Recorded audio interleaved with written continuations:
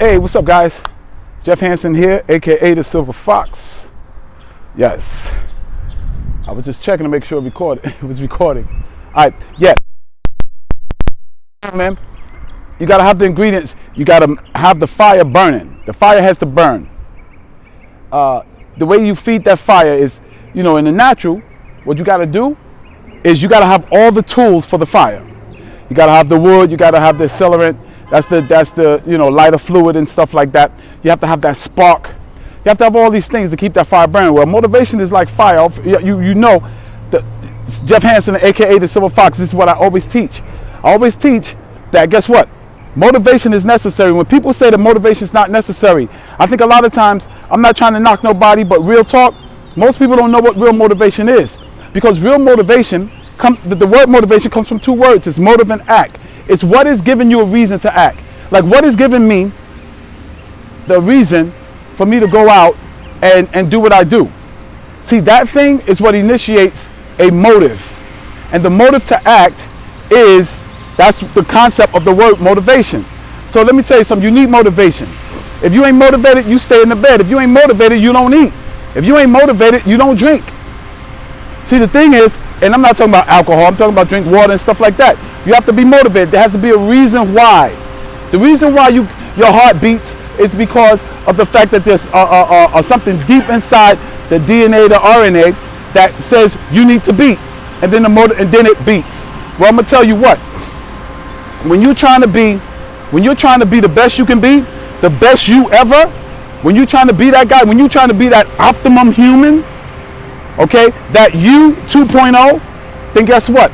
You're going to have to be motivated. And what's going to motivate you is you got to think about reasons. Why do I want to run? Well, I'm going to tell you from me standpoint. The reason why I want to run, because I don't want to grow old. And guess what? Those muscles not being used. You look at most older men, and I'm talking about 45, 50 and up. Their legs go first. I don't actually know the deeper reason of that. But their legs go first. They start having ankle pain, knee pain, hip pain, things like that. And it could be because they use it throughout their life and they use it majorly. Well, I know if you keep those muscles strong, it will hold off of that aging process even longer. It will hold off that pain. When I started running this morning was not a 10 run. I called this morning a 7 run. And the reason why I call it a 7 is because of the fact that I finished it. I call it a 7 because I ran faster than I've ever run before, and this is my 3rd run. I call it a 7, but because it wasn't a 10 because I didn't feel like it. My knee was hurting when I first started. It kept hurting for, I would say, the first 3/4 of a mile. But then what happens is that your body starts to get, okay, the blood starts circulating. The joints get lubricated. And mentally, you get to the point where you say to your body, I'm not stopping. So you can hurt, you can be in pain, you can break down, do whatever you got to do, but this run is going to get done. And when this run gets done, then you want to go take a bath. We're going to take a bath. We're going to take a shower. We're going to stretch. We're going to do all that stuff. And all that stuff is going to be fantastic.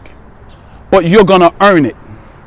You're not going to just roll out the bed and think you're worthy of a shower, or roll out the bed and think you're worthy of a good meal or worthy of rest. No. When I hit the bed tonight, it's going to be because I paid a price to get this done. I paid a price so that when I hit that bed, that sleep is going to be wonderful. That rest is going to be wonderful. Forgive me if I look around because it's outside. I'm not used to recording outside yet to stay focused on the camera. I see all this stuff moving. Okay, so forgive me for that. But this is the Silverfox strikes again. Strikes again what? Strikes again at my potential. Strikes again at my greatness. Strikes again at my uniqueness. Strikes again at my ambition to be the best me. People oftentimes in the church world, brothers and sisters I've known in the church, and they say, man, why do you give up preaching? And I tell them I never gave up preaching. My message might have changed a bit, but I never gave up preaching, because I honestly believe that you preach every time you declare truth. You preach every time you bring the good news. What great good news am I bringing? That you don't have to suffer from diabetes because you're 40, 50, and 60 years old. You don't have to suffer from decrepitness because you're getting older. You don't have to suffer from aches and pains and all these kind of things. You don't have to suffer from taking 5 and 6 and 7 and 10 type of pills to be normal. You don't have to do that, because God made your body, and God is a great God. There is nothing God creates that ain't great. So in you lies the seeds of greatness. Now, whether you're going to receive that That's up to you. Whether you're going to be on that journey to you 2.0, you the best you ever. Have you ever seen that guy? Have you ever seen that woman? The best you? The you that no one has seen but you? The you that if you really think deep down what you can do, think about it. Jesus said, if thou canst but believe, all things are possible to him or her that believes. There is nothing that can, no opposition that can come against you that can be greater than you. You know why? Because God promised you nothing. Nothing is going to be greater than you. God said that. God said, don't you know that I put inside of you the greater? If thou canst but believe, if thou canst but move, if thou canst but speak that thing, man. Who told you you average? Average sucks. Somebody call you average, that's an insult. Somebody call you mediocre, that's an insult. The pain that you've been through, the experiences that you've been through, the things you've had to live through as a single mother raising 2, 3, 4, 5 kids by yourself, not educated, had to go get an education at the same time you had to be a mother, at the same time you had to be an employee, at the same time you had to clean floors or sweep and do all those kind of things. You had to do all of those things and be a mother and keep your head on straight.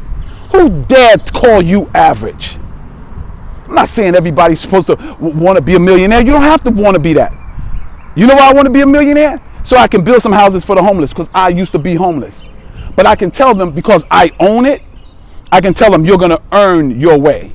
You don't just get this because you're homeless. You get this because of the fact that you're homeless and you're trying to bring a change. You get this because you're homeless and you ran up on something that you didn't know how to navigate, but then you learned and you grew and you struggled and you've worked and you fought. Doesn't matter where you start. What matters is where you finish. Doesn't matter what knocks you down. What matters is how are you going to get up? Are you going to get up better than you were? Or are you going to get up complaining? Oh, it's the system. Oh, it's racism. All that stuff, definitely it's there. There's systematic racism, absolutely. And you absolutely right. You can't do like the other man does and think you're going to get to the same place. No, you got to be 10 times better, 20 times better, 50 times better. But that shouldn't back you up. That should march you forward. That should make you strive harder. Make you push harder. People ask me, why am I so driven? Because I was born to be this. I was born to take away excuses. Not so much other people's excuses, but my own excuses. Born in a poverty-stricken family. So what? Didn't go to college. So what? Born with a knee problem. So what?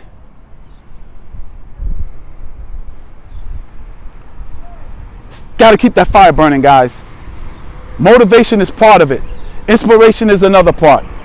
Breathe in. You got to have something breathing into you life, breathing into you greatness, breathing into you non-average. The average don't reside here. That's what you got to have. That's what you got to push forward to. And when you push forward to that, nothing can stand in your way. Nothing can stand in your way. You can learn things you've never learned before. You can become somebody you never thought you could become.